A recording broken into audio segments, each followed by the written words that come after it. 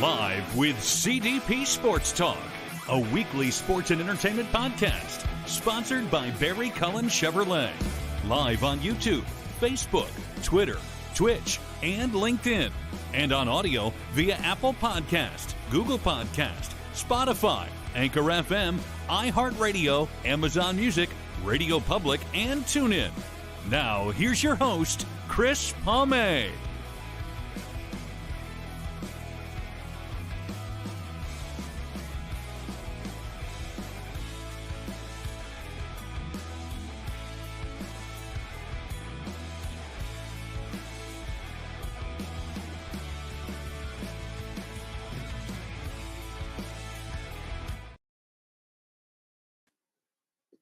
Good afternoon, everybody. Welcome to Season 6, Episode 29 of Live with CDP Sports Talk here on this Tuesday, August 1st, 2023.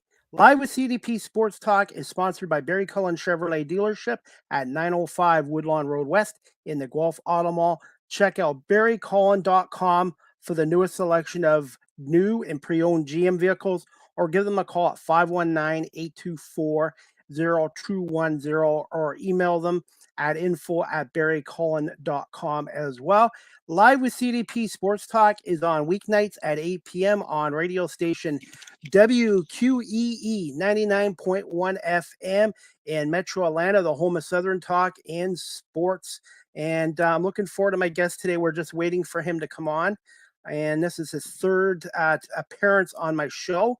And his name is Bud Bailey. He's the lead columnist for the Buffalo Sports page, and he's the former Buffalo News copy editor and reporter from 1994 to 2017.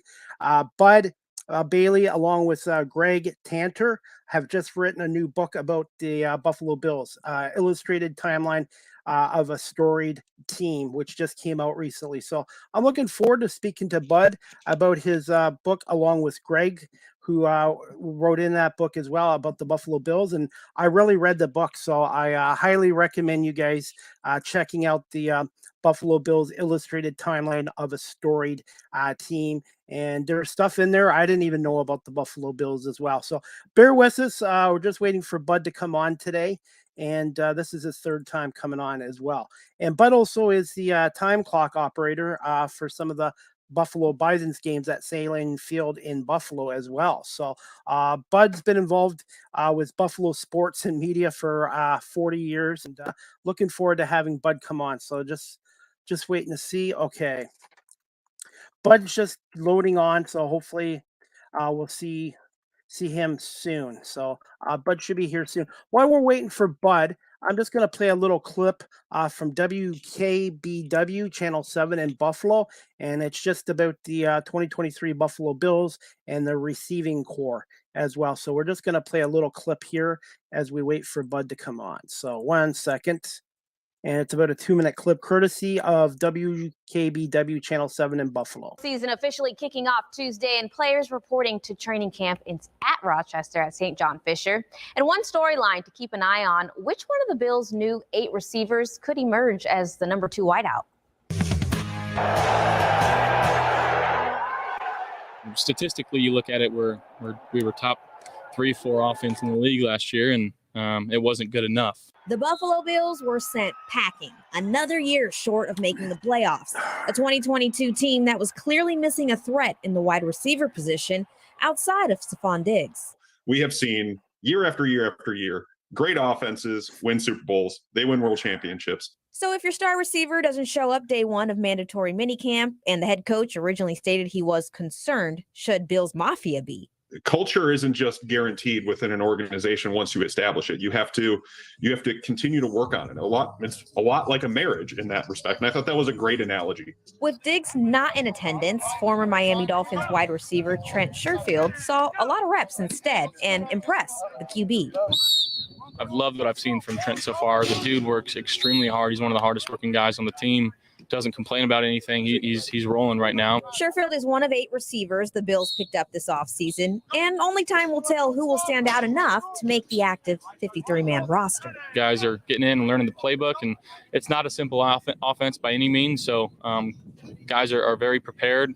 going out there. They know their stuff, and these new guys are doing such a great job. Outside of the 8 newcomers in the receiver group, the Bills only returned 3 wideouts who were on last year's active roster, including second-year receiver Khalil Shakir, who might not be left out of the number 2 conversations for this year's offense. He's gonna have a really good year, and I think utilizing him last year the way that we did, I have a lot of trust in him.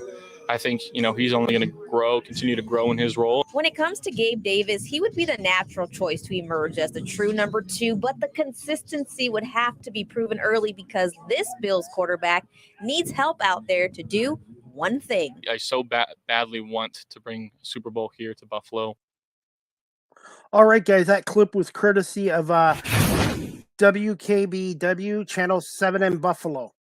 So we're just waiting for my guest, Bud Bailey, to come on. Just having some technical issues. That does happen from time to time. So hopefully he'll be on. Bud Bailey, again, is the lead columnist for the Buffalo Sports page. And he's also the former longtime Buffalo News copy editor and reporter from 1994, 2017. He's covered the Bills. He's covered the Sabres. He's covered the Bandits.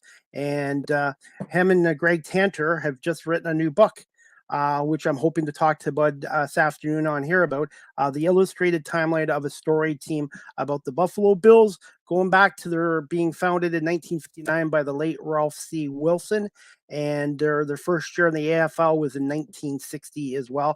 Guys, check it out. Check out the book if you're a Buffalo Bills fan, especially, or an NFL historian for the history of the game. Check that book out as well. And I'm really looking forward to speaking to Bud. Fingers crossed he'll be on here as well. So, guys, I will be covering the Buffalo Bills practice Friday. I will be going down to Highmark Stadium Friday, and I'll be watching their practice. And as some of you guys know, I was approved for an NFL Media Pass this year. So I'm going to be doing some games in covering the NFL games this year. So obviously in Buffalo, Detroit, I'm hoping, down in Foxborough and Boston, and maybe Philadelphia as well. So what do you guys think of the Philadelphia Eagles new uniforms? Or not new uniforms, but going back to the retro uniforms, the Kelly Green. A lot of fans love them, including myself, but then there's some Eagle fans that are like, yeah, but they didn't win in those uniforms. But I tell fans, it wasn't the color of the uniform back in the 80s and 90s why they didn't win. They didn't have good ownership, and they didn't have really good teams to win consistently. So I love the Kelly Green uniforms, and I hope the Eagles stick with them as well. And the Buffalo Bills have nice uniforms as well. So, guys, here's a question for you. Which team has the best uniforms in pro sports right now? Let me know. I really think in football, I think the Eagles' Kelly Greens are sharp. In the CFL, I think the Argonauts' powder blue jerseys are awesome as well. I think the Argonauts and the Eagles have the best uniforms. All right, guys, I'm just waiting for my guest to come on, and I think Bud is here. We're just going to give him a little 20 seconds to get himself set up, but I really appreciate Bud coming on here for the third time, and I've gotten to know him from the Buffalo Bandit games and the Buffalo Bisons games as well, and I was going to talk to Bud. We're going to talk about his book with Greg Tranter that came out recently called The Illustrated Timeline of a Storied Team. And it's a good book. I highly recommend it. So just 1 second, I'm going to bring on my guest, Bud Bailey, who's the lead columnist, again, for the Buffalo Sports page. Check out their website, buffalosportspage.com, as well for any of the updates or the latest updates on sports in the city of Buffalo. Good afternoon, Bud. How you doing? I've been better, Chris. It's been a difficult experience getting on for some reason, but I'm glad to be finally with you. And I'm not going to take a gun to the computer for the next 45 minutes at least. They say StreamYard is usually user friendly, but sometimes with technology, you just never know. Well, that was at my end because I couldn't get to my mailbox when I signed on, and I went on at 2:45 and tried to get to the mail, and it stuck, and I restarted and was slow booting up and slow getting in. So I'm happy. let's just say I'm really happy to be with you now, Chris. All right. Well, thank you. And I've learned this too in the media industry. The show's got to go on. So I just was rambling on for a few minutes while we're waiting for you to come on. And I'm really excited about talking about your latest book with Greg, The Buffalo Bills Illustrated Timeline of a Storied Team. And I finished it this weekend, and I really enjoyed it. I think you and Greg did a great job on it. Well, thank you. It's funny. Greg and I are both pretty familiar with Bill's history at this point, and Greg is the leading collector of memorabilia for the Bills worldwide, really, and has a season ticket, even though he lives in Massachusetts, and drives in for games and has driven to road games and all that. And so we really knew a lot of the details already, and a lot of it when we were told the format of the book, which was a series of stories, about 140 or whatever the number is. We said, okay, we can pick these out in no time. And most of them are pretty easy, Chris. The Super Bowl games, the big comebacks, some important transactions. I think anyone who's a Bills fan could probably come up with 3/4 off the top of your hat. The one interesting problem we had was the book was set, but we didn't know when last season would end. We didn't know if they were going to the Super Bowl or if they'd be eliminated before the playoffs or get into the playoffs and lose a game, or win a game and lose a game, which is what happened. So we had to write extra material just in case we needed it. And that was kind of an interesting experience. And then once the Bills got in the playoffs, and DeMar Hamlin obviously deserved a lot of attention at the end of last season, got into the playoffs and then lost to Cincinnati in the second round. And we're like, okay, how much do we need? How much do we have to throw out? So there was some frantic work in January in that sense. And that's about when we finished it, right around the end of January, beginning of February. It was published by Reedy Press. So how did this all come about again? Reedy did a book on the the Kansas City Chiefs. They're out of St. Louis. A couple of years ago when the Chiefs won the Super Bowl, and someone from Reedy called a writer in Buffalo, Jeff Miller, who asked him if he was interested in doing it. Jeff did a book on Rockin' the Rock Pile on the 1960s Bills, which, if anyone's interested in that, is a must read. He did a great job of tracking down players about probably close to 20 years ago now, and made a book out of the conversations. And he couldn't do it, and he recommended me, so they called me up, and I said, well, there's a lot of pictures involved, and I knew Greg Tranter from other work I had done with him, loved football and loved the photo aspect of it, and had memorabilia they could take a picture of, and he also was a good writer. So it was a good marriage in that sense. I'm not saying Greg and I are going to get married soon, but we had worked together on a Buffalo Braves book that'll be out later this year. And this was kind of in our sweet spot for both. We both thought we could do the history of the Bills justice, if you will. And away we went. And it was, the call came in August, and we were working on the Braves book right until October, although we did get a little bit of a head start. But then November, December, January, we were pretty much devoted to the Bills book. And since then, it's been proofreading and looking at proofs and making last-minute changes. And at first, we thought the book was coming out in April, and then that got back because it's hard to find a printer these days that isn't working on high school yearbooks. This is a coffee table book, and it looks like a high school yearbook in a sense. So it wound up getting pushed back to late July, and about 10 days ago, it popped up in the mail. And as I'm fond of saying, there's nothing better, Chris, than going to the front door and seeing a box of your book sitting there. You can't wait to open it and see how it actually came out, even though you have an idea because you've looked at the proofs. And this was quite a thrill because Reedy did a great job of the layout. As you saw in the file I sent you, the pictures are really great, and the layout was terrific. And we couldn't have been more pleased with that. And that's what you hear first and foremost. The book looks great.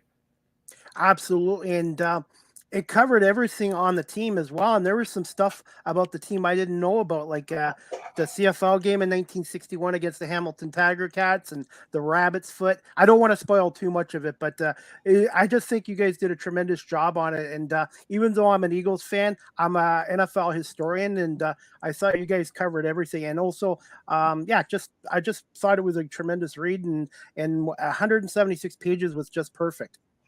Yeah, and it's funny you mentioned those two things about the CFL game, which I didn't really know about until, well, some years ago. But how could the Hamilton Tiger Cats play the Buffalo Bills? And they played it in Hamilton, I guess.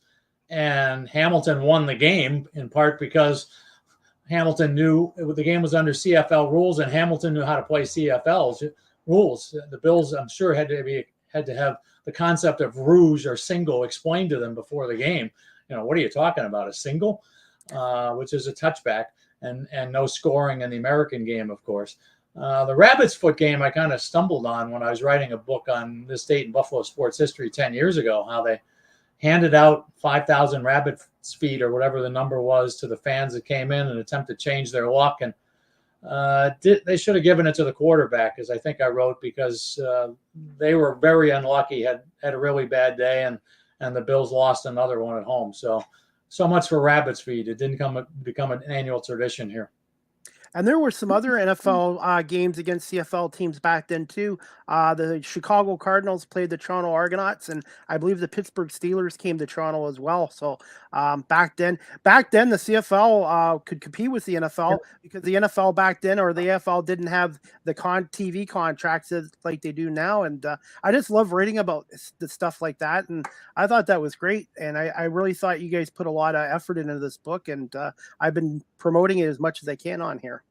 Yeah, the CFL did a good job, especially back in the 50s and 60s when quite a few players went up there to play if they couldn't make the NFL. And I don't want to say the salaries were the same, but the CFL could come up with some decent paychecks for those who needed one back then in the 50s and 60s. And I remember seeing it a bit on TV every so often, and you kind of go, oh, okay. And some of the players you've heard of because they played in the NFL before. And recently I covered a CFL game in Hamilton, and a couple of Buffalo connections.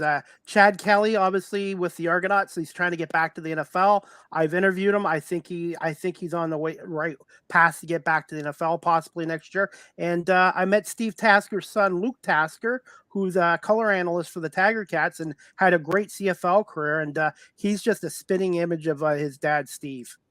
Yeah, I went up to Hamilton for a game maybe 4 or 5 years ago just to see what it was like, and Luke was still playing. And it was really funny to see so many people in the stands with Tasker uniform jerseys on. They were everywhere, and he was obviously very popular. And his dad is still popular in Buffalo. He's had a great career in TV. He's still working now, 25 years after retirement, and very well-spoken gentleman, and arguably the greatest special teams player ever. That hasn't helped him get into the Hall of Fame. It's helped him get close, but he's not quite in yet. And I think he's now a senior candidate. He didn't make the finals this time, but patience is a virtue, and Steve's certainly shown it in that sense. And maybe he gets the pick. It's a hard argument to make. Kickers, punters, and have had a difficult time getting into the Hall of Fame in pro football in Canton. And someone like Tasker, who would block punts and make returns and great tackles in open field, is another guy that it's a unique skill set, and there's no real comparison for him with anybody else in Canton. So it's a tougher argument, but we'll see if he wins going forward. I do think he will get in, and I think it'll be soon. And I wanted to ask you this too, and then we'll get back to the book. The Bills Wall of Fame, the Wall of Fame, they haven't put anybody on lately. Who do you see in the future as being the next one being put on the Wall of Fame at Highmark? I still want to call it Rich Stadium, but Highmark Stadium. Just don't call it War Memorial Stadium. No. I have to look at the list of who's in, but I would think someone like Kyle Williams, if he's not in, and again, I haven't looked at this in a long time, he's probably going in. Eric Moulds, to me, is a guy who is just going into the Western New York, or the Greater Buffalo Sports Hall of Fame, and I think that's overdue. There's a few guys in that era who were overlooked. I think Fred Jackson was probably on his way until he got hurt, and he was never the same in terms of his career, and that probably hurt him, cost him a chance at the Wall. But yeah, it was quite a drought there with the playoffs since they went almost 20 years. I think it was 1999 to 2017 or so, and that tends to depress your candidates. And there were so many Bills that were so good for the team in their Super Bowl era in the late 80s, early 90s, and it's easy to pick those guys. But the other ones, when you're playing on a team of 6-10 or whatever the number is, it's just hard to get attention. And being an Eagles fan, I know the Eagles before I was born, they went 17 years as well without making the playoffs from 61 to 78. And there was I read in your book, and that was great, that not great for the Eagles, but they had a chance of getting O.J. Simpson back in 69, and they ended up winning too many games. And the Bills, yes, that's how 68. Everyone figured O.J. was headed to Philadelphia, and they messed up because they won. Man, I just wonder what he would look like at being an Eagle, but things happen for a reason.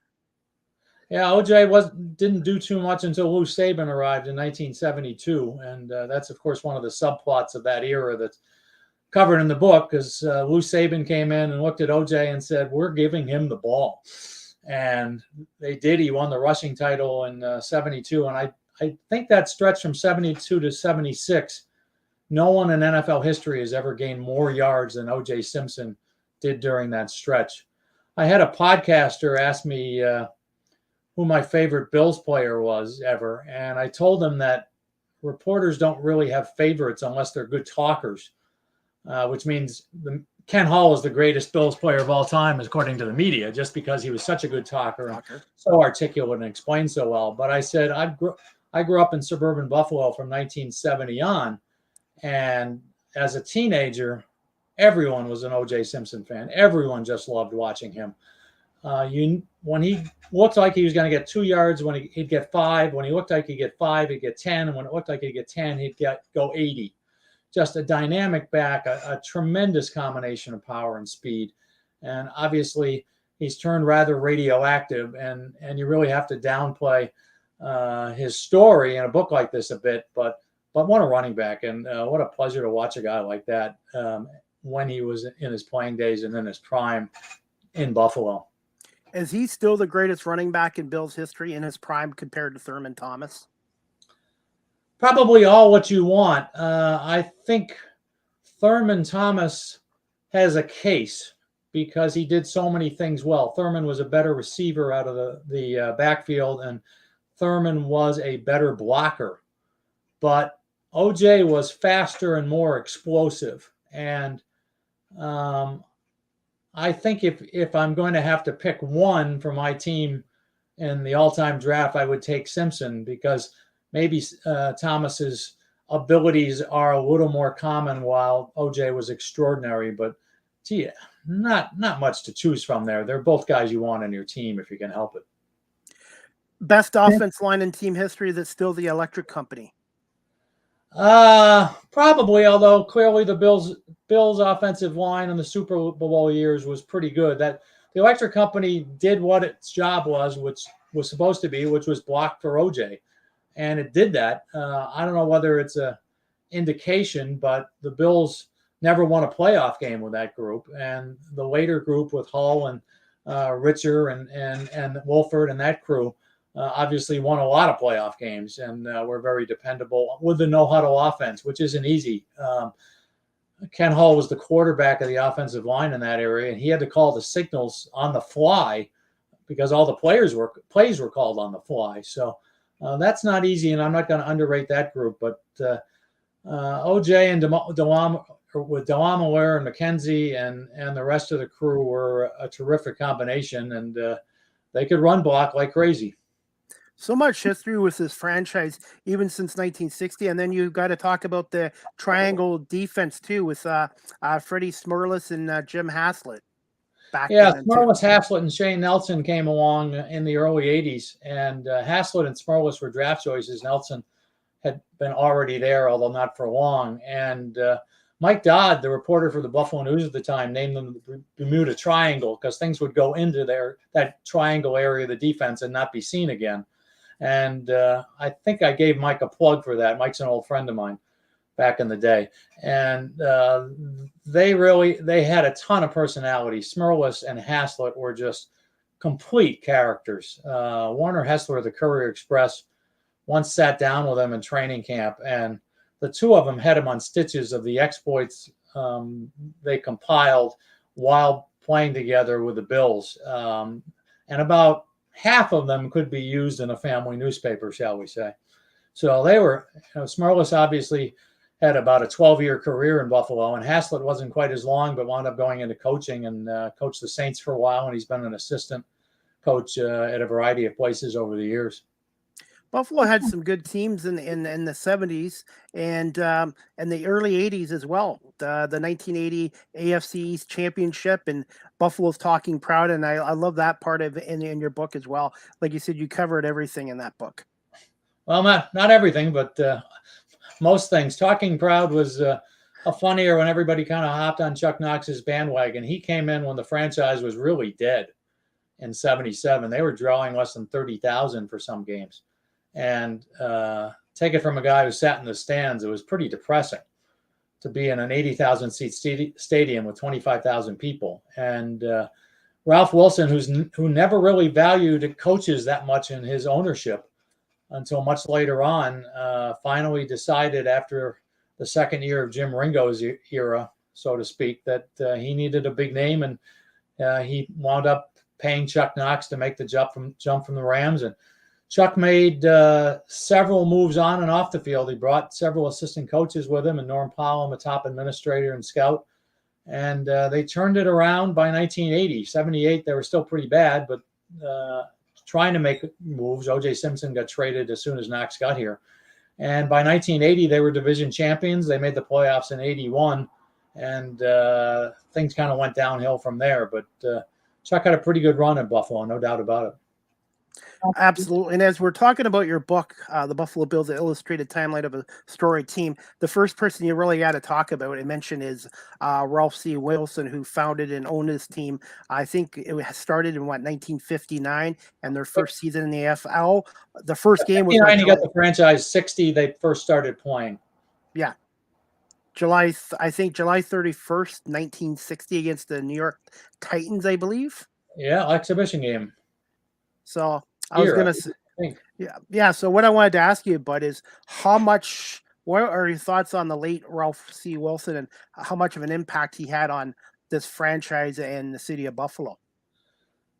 It's always tough to judge owners, Chris, but this is a guy who pretty clearly put the team in Buffalo, and everyone in Buffalo should give him credit for that. And I think they do exactly that.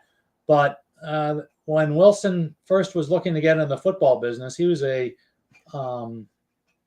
part owner of the Detroit Lions, a limited owner or minority owner, whatever you want to call it, and wanted to have his own team. And he looked at Miami first and couldn't get the use of the Orange Bowl, and there was no other facility that would host a legitimate pro football team down there. So he had to look elsewhere. And I believe Wilson came to Buffalo and talked to the sports editor of the Buffalo Evening News at the time and a couple other people, and got assurances that everyone around here would back his effort to try to get a team. And War Memorial Stadium was constructed in the early 30s, I believe, or late somewhere, 37, somewhere in that area, and was open for business. And he managed to get it there. So you start with the fact that he brought the team here and he kept it here. He could have moved it a few different times to other locations and made a pile of money. He could have even sold it to Los Angeles interests about 20 years ago. The first lease ran out in 1998, and there was some doubt, and Doug Flutie rejuvenated some enthusiasm, and Wilson wound up staying the lease. So he deserves a lot of credit for that. There are a couple black marks against his tenure in that I don't think he realized how badly he wanted to win.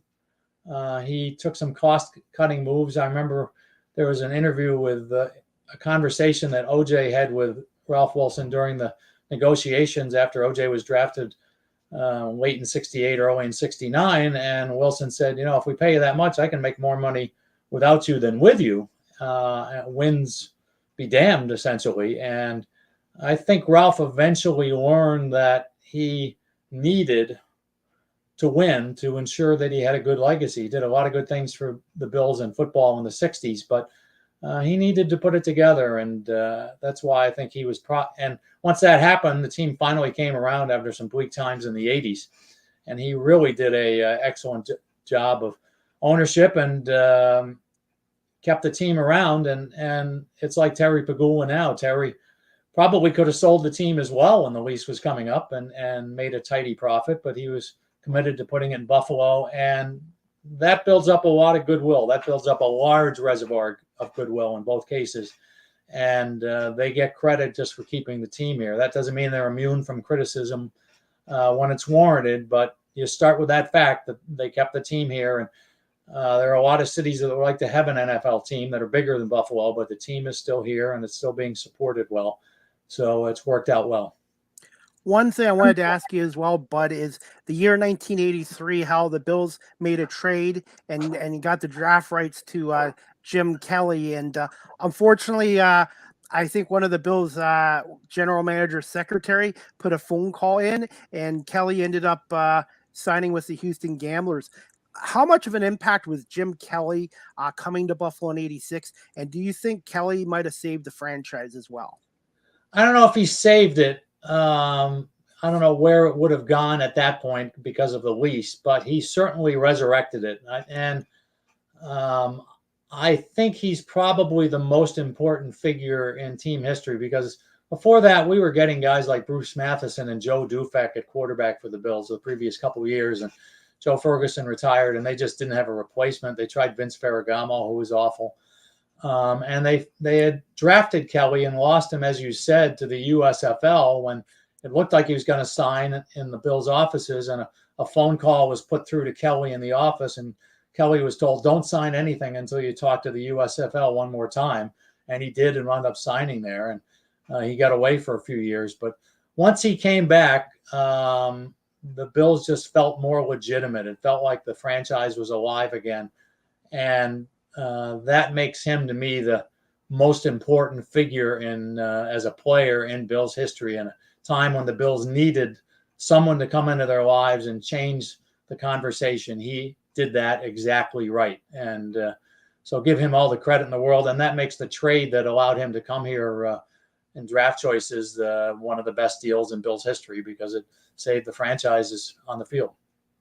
One thing I read in your book, I didn't even know about this, being a big CFL fan, is Jim Kelly's agents had talks with the CFL back then. I had no idea about that. Yeah, that's a little thing that came along. And I think the agent just wasn't happy with what was happening with the negotiations. And the USFL was around, but it doesn't hurt to talk to anybody. And the Bills, of course, lost Tom Cousineau to the CFL in 1979. And on a personal note, I remember a couple friends and I went up to Hamilton when Cousineau was a rookie, and Montreal was playing at Hamilton, and we essentially booed every time Cousineau's name came up on the public addresses system. We were too far away to really boo him personally, but we were still a bitter group at that point that he had turned down the Bills to go to the CFL to Montreal. He's about the last major name to do that. Unless you count Johnny Manziel as a major name, and I don't think anyone does anymore. Well, Joe Theismann came to the CFL back in the 70s and nearly won a Grey Cup here, and he's 74, I think. Yeah, and 71, excuse me. 71, yeah. They lost that Grey Cup because Leo McRae, the running back, fumbled the ball there. But there are some CFL ties with the Buffalo Bills franchise, and even in your book with Bill Polian and Marv Levy both working together with the Alouettes in the 70s and winning 2 Grey Cups back-to-back with them. Yep, that was Marv had coached in Kansas City, and really the strike kind of blew up the Chiefs. They were bitterly divided at that point, and kind of disintegrated, and Marv paid the price for that. And I think he learned some lessons for '87 when he was back during the strike here. But yes, they went together, and Polian was hired as the general manager to replace Terry Bledsoe.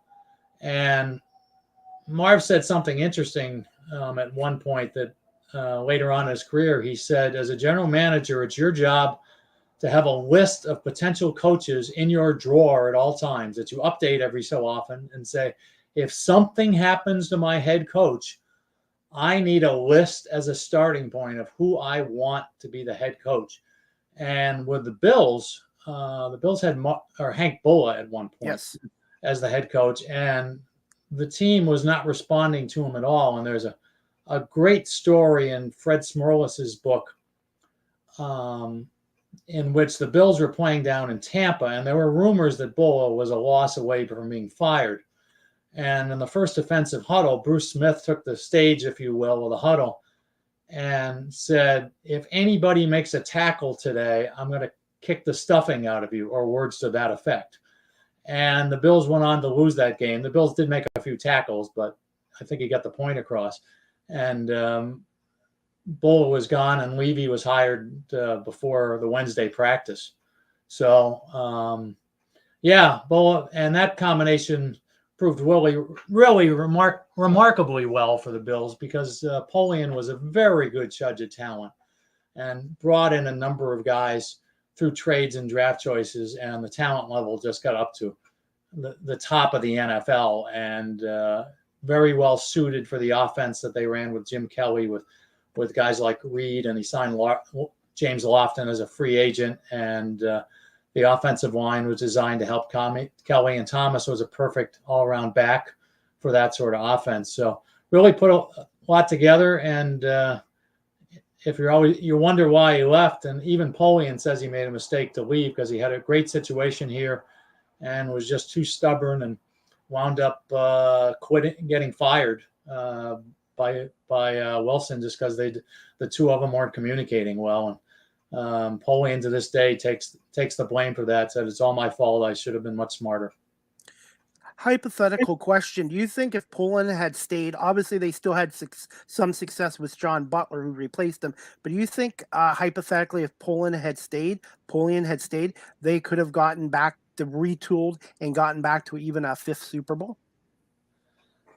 I don't know. I think they were pretty good, and it's once you make 4 straight Super Bowls, Chris, you started knocking against the law of averages. It's really tough to keep the team, and free agency was starting to come in at that point.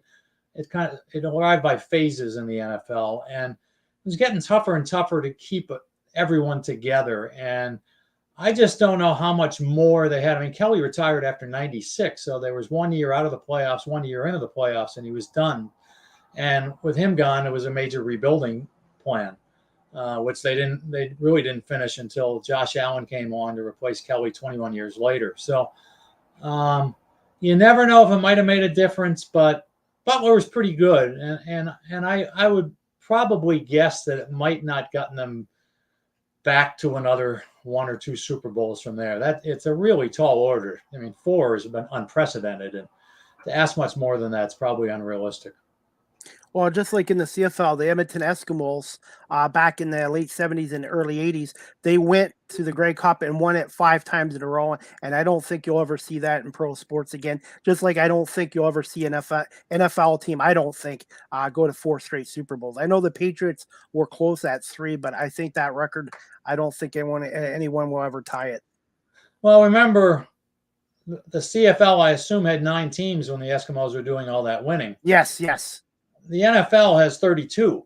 Yes. And when you think about it, you should only win a Super Bowl on average once every 32 years. So if the Bills are now in year 64 coming up, so you think, well, if they win one and win the next year, they'll get their 2 in 65 years. They'll be a year behind.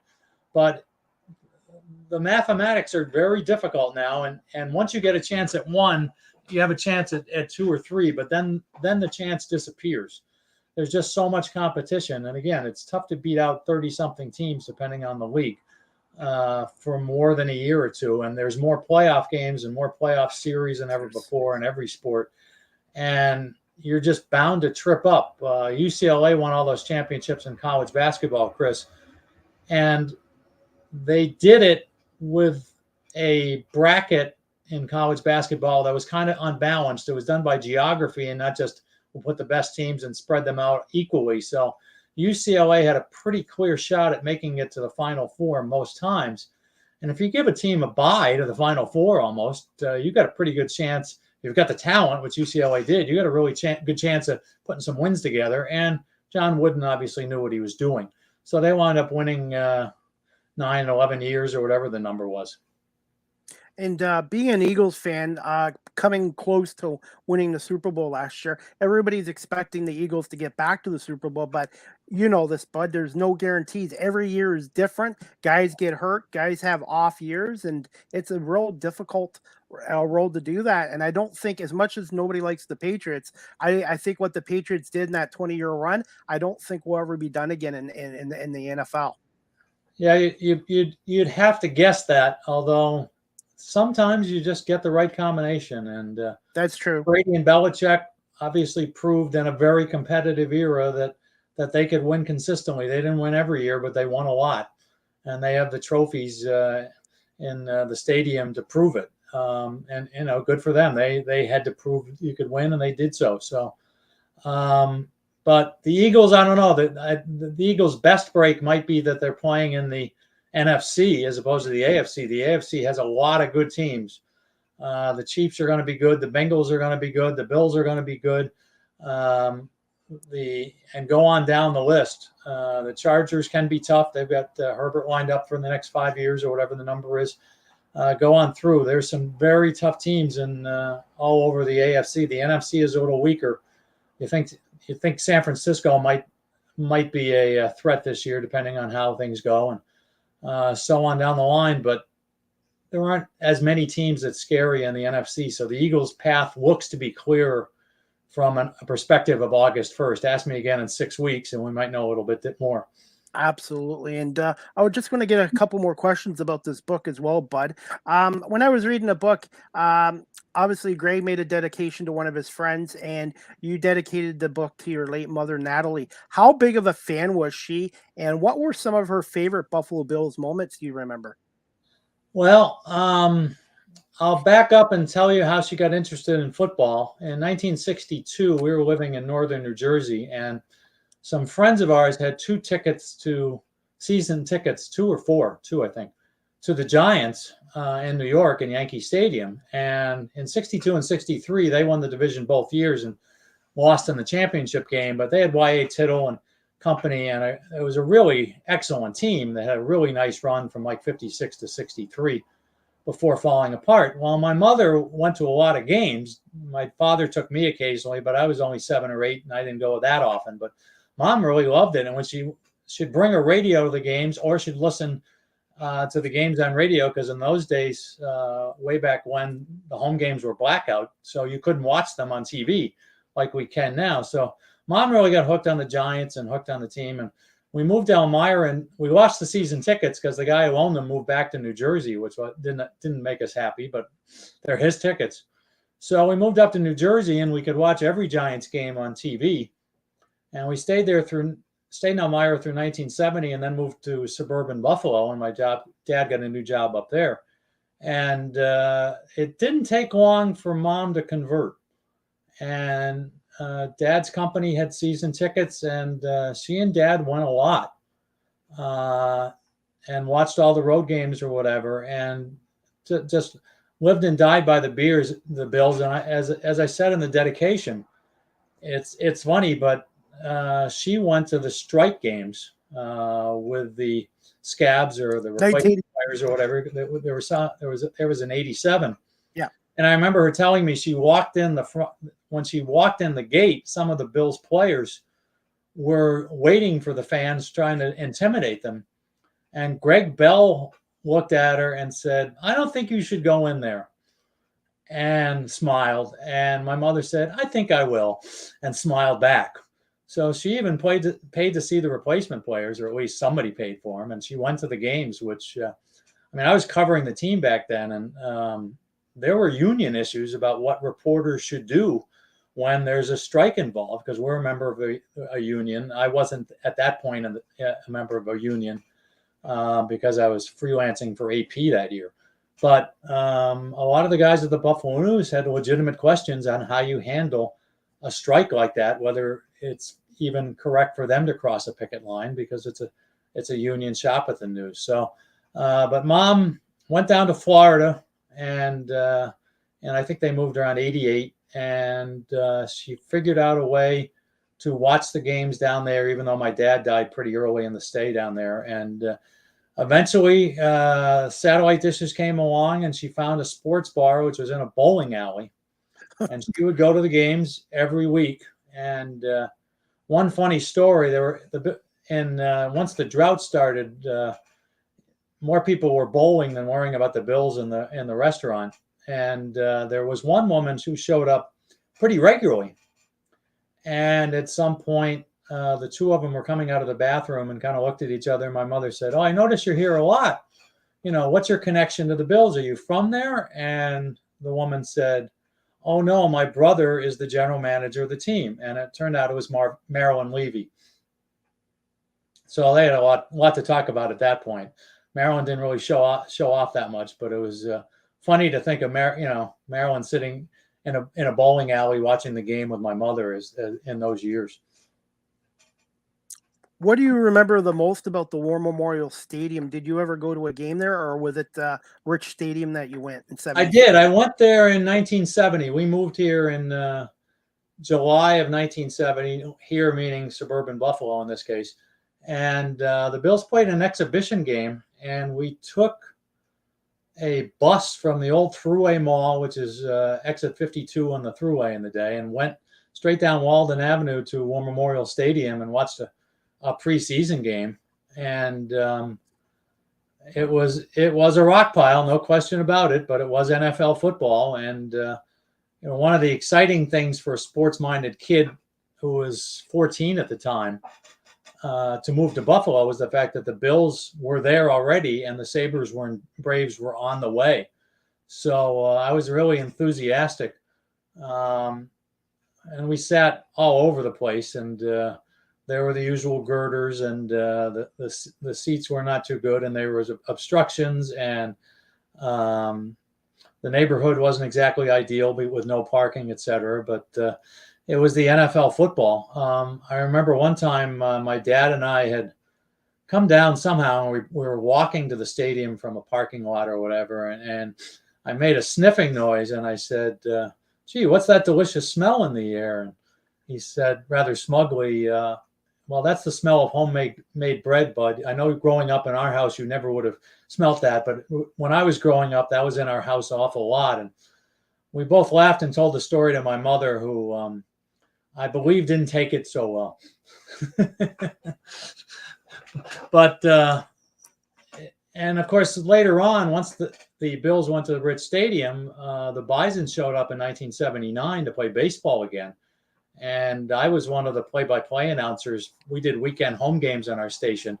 And I did some games in 79, 80, 81, and 84. And it was just funny to be back in that stadium again as an announcer in a working capacity. And the short right field fence, which was, I think, 301 down the line and then curved into 290. So there were a lot of cheap home runs hit seemingly in every game in the stadium. And the left field was pretty normal, but there was about a 60-yard gap, or not 60, maybe 30 between the left field fence and the actual bleachers because the field wasn't that symmetrical. So it was always kind of charming. And by the time the Riches took over in the mid 80s, there were a ton of characters, and it was kind of a fun house of a ballpark, but you were never bored at a game at War Memorial Stadium.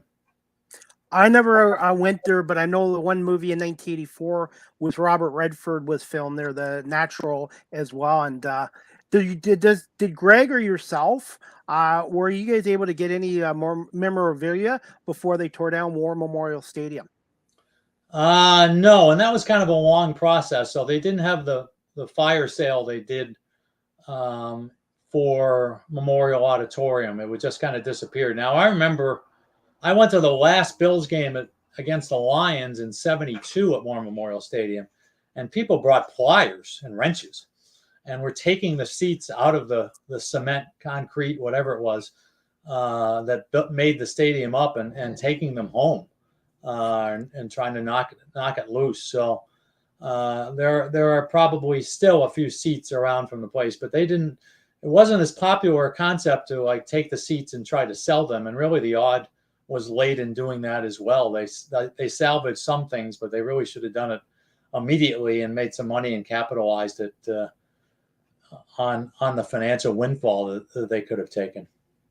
I'm assuming they'll do that now with Highmark Stadium in 2025 when they move into their new stadium in 2020. Boy, you'd hope so. And I know a lot of the seats are bleachers, upper deck and end zones, so that might not work as well. But other parts, I mean, they'd be foolish not to try and sell it. I think they could do well in an era where anything is up for sale for memorabilia. If you've looked online at team websites, I would think they'd have to be all over that.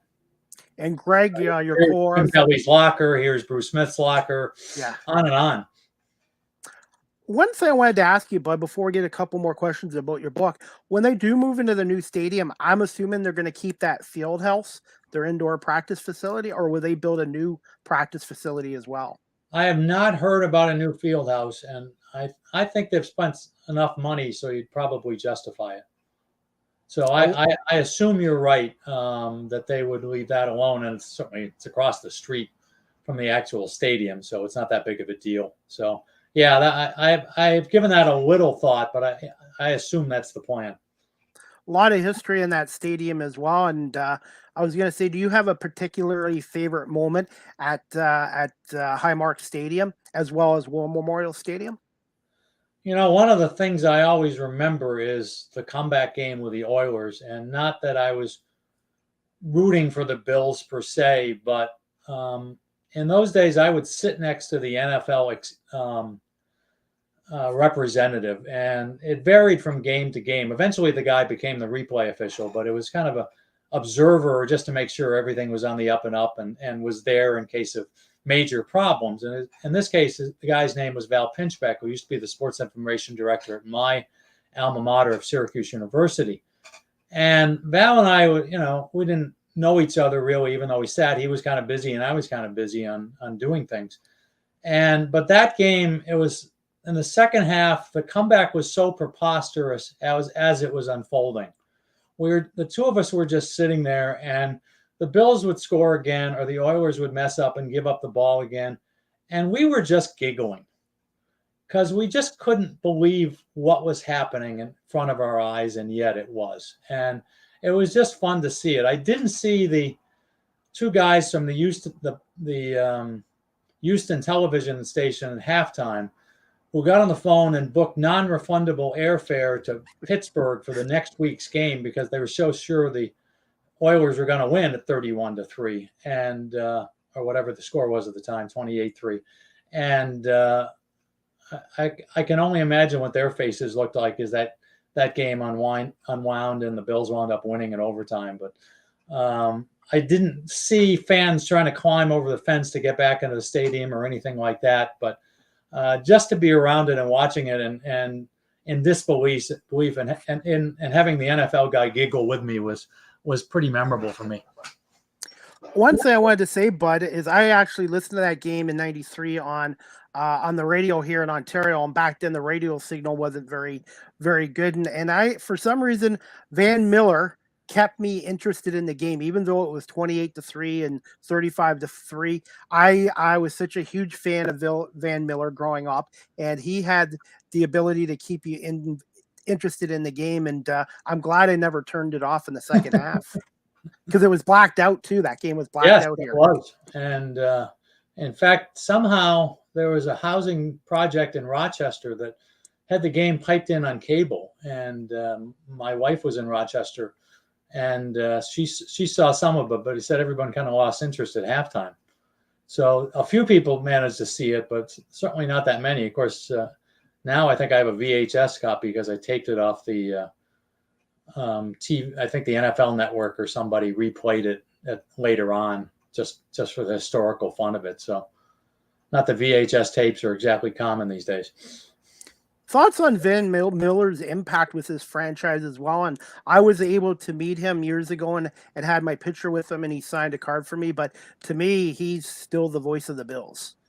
Well, John Murphy's done a good job, and Yes, John's an yes. old friend of mine, no question about it. But I know what you mean. Yes. I moved to Elmira in 1965, and Elmira is kind of on my mind because the school I would have gone to for high school just had its 50th anniversary reunion, 50 of graduation, and I went to the reunion just to see my pals from that era.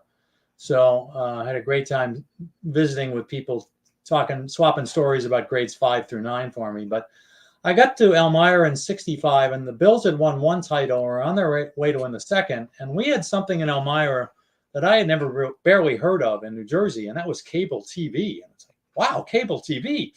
I can get stations from other cities. And the only one from Buffalo was Channel 4, which in those days was WBEN for Buffalo Evening News.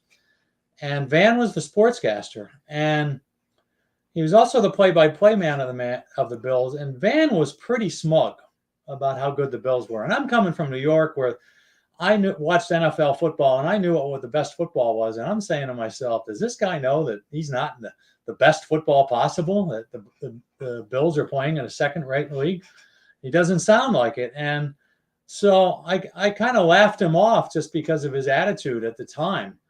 And the fact that not only did I move to Buffalo and got a job in the media, but became Van Miller's friend and did some things with him and chatted all the time, is pretty remarkable. And I kind of look back and laugh. And Van was so personable. One time when I was working for the Sabres, he got to the game a little bit late, and I was in the middle of the press box working for the Sabres. And Van goes, how's the game going, bud? And I said, well, the score's 2-2, but it's close. The game's closer than the score indicates. And Van stopped walking at that point and looked at me like, did I hear just right? And he was like, yeah, I did. So I wish I had a royalty for every time Van used that line on the air, because I'd be a rich man to this day. But that was Van. He was a character, and several of his coworkers speak very highly of the fact that Van was always very helpful with advice and on a personal level to them over the years. And they have a lot of respect for his talents and still miss him. So yeah, he was the man for 40 years or whatever the number was in Buffalo, 43, and set a tough standard. But John Murphy, who's also been my friend since the late 70s, who's battling some health problems right now, won't start the season with the Bills, I guess. Another class act, and he knew he had a tough act to follow, but he's done it really well. And I'm obviously wishing nothing but good things for him as he battles his health issues.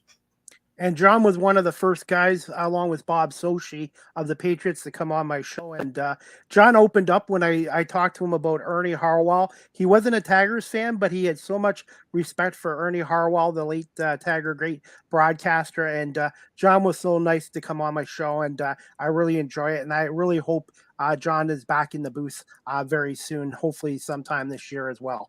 Yeah, John's got a book coming out. Tales from the Bills Locker Room, I think, or he wrote it with Scott Petoniak, the Rochester writer, who's an old friend, very good writer. So I'm not saying it should be the first on everyone's list, but maybe second. I have to ask. Comes out next. All right. Is there any books out on Van Miller? Because I would love to read a book about Van Miller's career in TV and with Buffalo sports. There's one that didn't really work well. Okay. And it was old, and there were some interviews, but even Van thought it wasn't put together well. So honestly, if you're looking for a really good book on Van Miller, I don't think it was written. But I mean, we've got Greg and I are working on a Braves book that should be out by the end of the year. We're putting finishing touches on it now. Tell me in on that. Van's got a little bio in there and okay. A couple stories, but obviously he didn't play, and we're sticking to the players at this point. But so he'll be mentioned in there. But even so, Van probably should have written his own memoir rather than work with others, because I'm sure he could have come up with it. And everybody has attested to the fact that Van when he wanted to be as a moderator or MC or Toastmaster General, whatever you want to call him. He was world-class funny. He could go on a stage after getting an award and do 15 minutes of comedy that was pretty much unmatched. And that's a rare gift to do well. And Van certainly had it. Well, count me in on the Buffalo Braves book, and I think you have one coming up on the Cleveland sports history as well. Right, should be out around Labor Day, I think. At least that's the last word I got. Okay. Game day and this day in Cleveland sports history. I did a book on Buffalo in 2013, and I wondered if the format was portable. And then the pandemic came along, and I had lots of time to find out. So it's been a struggle to get it printed, and we searched for a while after writing it, and then there was photography rights problems, which is getting more and more difficult to try to come up with the images from old sports games and get them in new books. It's they're charging an arm and a leg in many cases, and we couldn't have done it otherwise. We scraped it together through a variety of sources, but I think the finished product entertaining and if designated for Cleveland audiences. Definitely count me in on those next two books. And one thing too, Bud, my first NFL game in Buffalo wasn't the greatest comeback, but it was the greatest regular season comeback. September 21st, 1987, Colts and Bills. My late brother-in-law took me to the game. He wanted to leave at halftime. It was 26-0. I said, listen, we came all the way here from Ontario. Let's stick it out. And the Bills came back without Jim Kelly. It was Todd Collins, the Michigan Wolverines alumni, and Antoine Smith. And that was a crazy second half and a crazy finish and a great comeback.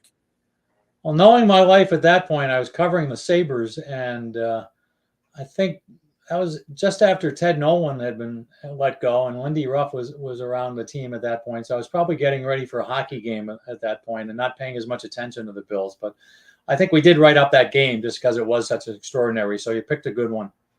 Yeah, and I was at the Calvin Everett game as well, and that just seemed like everybody in the stands was silent, and nobody knew what was going to happen. And it's just, I'm just glad he recovered from that. But that was scary too. That was 2007.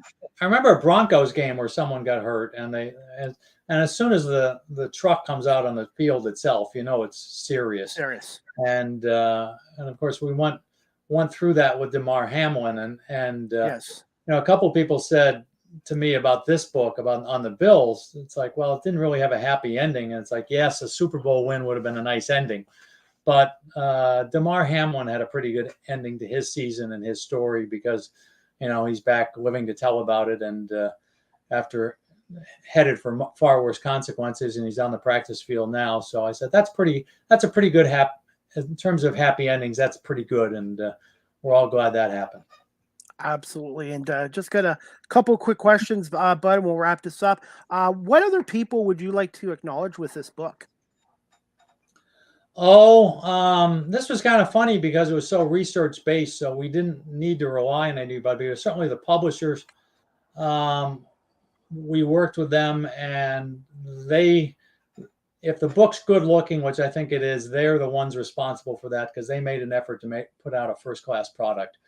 And Greg and I have worked really well together. I didn't really know Greg that well until a couple of years ago, and I worked him on some football research, and the guy just knows everything, and it's been fun to work with. And he's been working on a book on the Providence Steamroller, an NFL team in the 20s and early 30s, and I've been editing that and with him, and that'll be out who knows when. But it's been great fun to work with a guy who has such enthusiasm and really knows his stuff. So without those two things, I think you have to really start with them from my vantage point, that they help make it. And I'm also appreciative of the reaction because the Bills are, I knew the Bills were hot in town, but there are people around town that I never thought would want to buy a Bills book. And, I write this and it's like, oh, I'll take one. It's like, okay, you sure?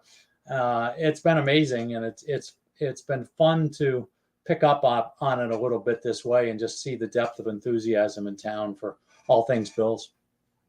All right. And that leads to my next question, Bud. Can you just tell my audience a little bit about your upcoming book presentations and book signings in the Buffalo area? The big one is a week from Thursday on August 10th. We're at the Buffalo History Museum. Greg's coming back for it. We're going to do a little signing. We just landed Stu Boyer, the former Channel 2 television sports reporter, to host it. And we'll be talking about the book and answering questions and signing until our arms get sore. So that's a big one. I think we're going to be in East Aurora at the Bookworm on the 11th. And some other things to come. My real high school that I actually graduated from is having its reunion August 18th, 19th, and 20th in Clarence. And the book orders are already coming in for that. They're saying, "Oh, Bud's going to be there. I better get my book signed there." So I think I'm going to have cramps in my hands by the time that weekend is over. But we're working on other signings, and hopefully everyone can figure out a way to get the book signed. We really enjoy doing that, and I've had a lot of fun so far interacting with fans and getting their books signed and trying to write something funny and meaningful in the that I can write in the front of the book by the title page. So I'm working on it. Hopefully I'll get to your town soon. I was going to say, even though I'm a Philadelphia Eagles fan, I have a soft spot for Buffalo. And Stu Boyer has been on my show 3 times, been really supportive of my work. But I have some good news. I was approved for an NFL media pass this year through my radio station. So I'm going to try to come up to Highmark Stadium and cover some NFL games. It's like I do CFL games, but it's going to be a great opportunity. And Buffalo, and I'm going to be up in Buffalo Friday for the Bills practice at the stadium. And then I'm going to be at a couple of Bison's games in a couple of weeks as well on the 17th and 18th against Rochester. Well, if I make it to a game, I'll wave from the stands for you. Definitely. And final question, can you just tell my audience, those who are Bills fans or NFL fans, why they should consider buying your book, and where's the best place to purchase your book, at a store or online? Well, as a reviewer from Jamestown said, any Bills fan ought to love this book because it's the history of the team, served one story at a time. And there are a lot of ways of telling history, and this is a fun way of doing it. It's all kind of every episode is wrapped up neatly, more or less, and it gives a sense of perspective to the team as a whole when you try to read it all. So I hope it works in that sense. And for those who don't know the stuff, they'll learn things. And if they do, it'll bring back memories, certainly. And that's been the reaction I've gotten so far, which has been very pleasing. Best place to buy it in Western New York, at least. It's on sale at all the major bookstores. And if you're looking online, barnesandnoble.com and especially Amazon.com, who's famous for book sales, started with book sales, is selling it, and they keep track of where we are on the list of bestsellers, and I think we were number 20 the other day on Football Book. We were behind several fantasy magazines, which always do well and our book hasn't really been out that long, so nobody even knows about it. But the usual places nationally and locally. I don't know if your viewers in Canada are liable to go to Amazon.ca, but it might be linked. Yeah, I'm sure they can go there. I don't know if they can get the book, but I would hope it would be there one way or another. And if I know there's Bills fans that come over every home game, so over the bridge or the Peace Bridge, etc. So they might be interested too. And I don't have any book signings in Canada. I'm not really how to set that up, but if someone's viewing, you name it, I can come over. Because like I said. Well, like I said, I might read your book again a second time because I really enjoyed it. Before we wrap this up, Bud, 13 seconds or Music City Miracle loss to the Titans. Which loss? Both of them were devastating playoff losses, but which one would you term as even the hardest one to swallow? What a great question, because they're both devastating losses. They're both devastating because the worst losses are the ones you've mentally checked out as a win. And those 2 games certainly qualified. You just said to yourself, there's no way this is going on. Now, I should say the 13-second game with the Chiefs, my wife was sitting with me in the end of regulation, and there were 13 seconds left, and she said too much time. And after what had happened in the last the 2 minutes leading up to that, she must have known something, because she was right, and there wasn't. I think maybe the difference was the game with Tennessee had a Bills team that was good, but I don't know if anyone had any Super Bowl thoughts about it. And now, 20 odd years later, with the 13 seconds game, the Bills were considered to have a really good chance of getting to the Super Bowl, especially if they got by Kansas City in Kansas City. Still had a game to go to get to win before they get to the Super Bowl. So I think that element added to the disappointment and probably gives it a narrow victory over the one that hurt the most. But boy, it's probably 99-98 on a scale of 100. Well, hopefully, like I said, hopefully this year it can be a Philadelphia Buffalo Super Bowl, and the Bills are in Philadelphia in November, and the Eagles are going to be wearing their throwback Kelly Green jerseys, which is I think look sharp. So I'm excited about that, and I really think if both teams can stay healthy, it could be a Philly Buffalo Super Bowl matchup this year, possibly. We'll see. All right, bud. And where can my audience, what's the best place for my audience to follow you on social media? And I'm going to put up your Buffalo Sports page website as well. Yeah, you've done Twitter, which is WDX2BB. You flashed that quite a bit. Thank you. And that's where you know what I'm thinking from moment to moment. And you can read book reviews and various other things that I put up for the heck of it and my thoughts on the sports world as they come to me on a wide range of subjects. So that's the place to go. All right. Well, bud, hey, I look forward to your next couple of books, and hopefully we'll see you in a couple of weeks at the ballpark. And I was going to say, bud, thank you so much for giving me an hour of your time today. And again, great job on the book. And I will send you a copy of our episode later on as well. Okay. I appreciate the time and the effort. You're welcome, bud. Definitely. You too. Talk to you later, bud. All right, guys, I hope you enjoyed season 6, episode 29 today. Overall, 304 today with Bud Bailey, the Buffalo Sports Page lead columnist, former Buffalo News copy editor and reporter from 94 to 2017. He's covered the Bills, he's covered the Sabres, he's covered the Buffalo Bandits, and him and Greg Tranter have just published a book, The Illustrated Timeline of a Storied Team about the Buffalo Bills. So you can purchase his book online at Amazon.com, Amazon.ca. But if you're a Bills fan or even an NFL historian, check out the Illustrated Timeline of a Storied Team, the Buffalo Bills. Bud does great job. He's done radio, he's done newspapers, and he's done a little bit of everything in media. And I really appreciate Bud Bailey coming on here today for season 6, episode 29 as well. The next live with CDP Sports Talk will be Wednesday, August 2nd at 7 p.m. My special guest will be Griff Boerdingen. I think I pronounced that right. Boerdingen. He is a sports reporter with Kreiner Media out of Mississauga, and Griff's going to talk about his career as a sports reporter and maybe a little bit about the CFL and the Toronto Argonauts as well. So hopefully everyone can tune in to season 6, episode 30 of Live with CDP Sports Talk, brought to you by Barry Cullen Chevrolet tomorrow night with Griff Boerdingen at 7 p.m. Live on YouTube, Facebook, Twitter, Twitch, and LinkedIn as well.